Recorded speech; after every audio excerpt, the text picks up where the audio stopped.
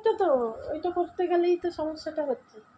আমি এদিকে বসে বসে রিল বানাবো, একটু সাজুগুজু করেছি, সেই পাকে এই যে কি মামা ভাগ্নে বুঝিয়া এই যে কি নিয়ে এসেছে এই যে, আর এইখানে এই লুকিয়ে রাখে এই বইয়ের জায়গাটাতে, ব্যাস দেখিয়ে দিই। তা বন্ধু কিনে দিয়েছে। হ্যাঁ, আরে বন্ধু কিনে দিক আর যেই দিই, এগুলো খাওয়া ঠিক নাই। যেই যে কি প্যাকেটে কি আছে দেখি, কি ভুজিয়া বলে এটা, কি বাবা কি বলে, চিকেন ফ্লেভারের। এই শুধু বেসন ভাজা, বেসন, একটু বেসন রয়েছে মা, চিকেন ফ্লেভারের খাওয়া ঠিক না। অনেক দিনের এগুলো প্যাকেটে থাকে, কি গন্ধও ছাড়ছে। আরে বাবরি বাবরি, মা খাস না মা, আমি বলছি খাস না। যারা ছোটরা মানে দেখছো এগুলো খেও না মা, খাবি না মা, আমি না বলেছি, দাঁড়া শোনা। গরম কিন্তু দিনে দিনে বাড়ছে, তা কী করবো এখন থেকে চিন্তা লাগছে জানেন। যাদের একটু ওই ডাস্ট অ্যালার্জি বা এরকম ধরনের আছে, আমার তো আছে, খুব কষ্ট হয়, খুব কষ্ট হয়। কী করবো এখন থেকে, বাইরে তো বেরোতেই হবে কাজে। ঠাকুরকে বলবো ভগবান সেই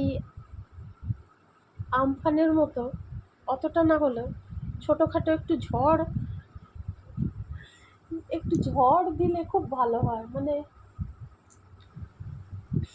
এত পলিউশন, এত ধুলো ময়লা, এত কিছু, পাখি পুগলি থেকে প্রাণী জগৎ সবাই, আমরাও একটু স্বস্তি পাই। এই যে এত এসি ফেসি চলছে, হ্যাঁ আমারও চলছে, কিছু করার নেই। এত গরম, আমি তো অসুস্থ হয়ে যাই। মা দুষ্টুমি করছিস কেন? আমি তো একটা ইয়ে করছি, একটু পড়তে বস, বেঙ্গলি খোল, আমি একটু বাংলা লেখাবো তোকে, ঠিক আছে? বইটা কোথায় আছে, বইটা বের কর, আমি তোকে একটু একটু লিখিয়ে দিই। পড়াশুনো করছে না, শুধু দুই বেলা বন্ধু এলো খেলতে চলে যাচ্ছে, বন্ধু এলো খেলতে চলে যাচ্ছে। আর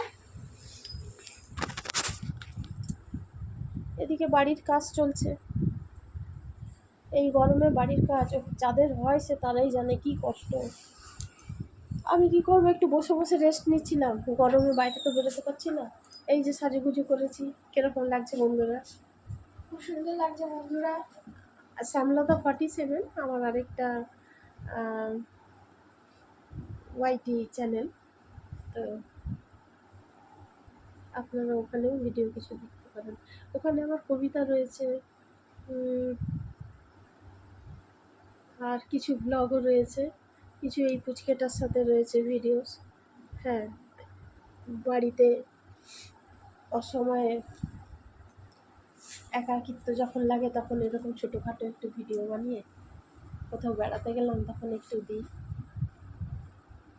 আর পাশে আপনাদের পেলে আরও মনটা খুব ভালো হবে। তো সব বন্ধুদের বলি ভালো লাগলে সাপোর্ট করবেন। Thank you so much.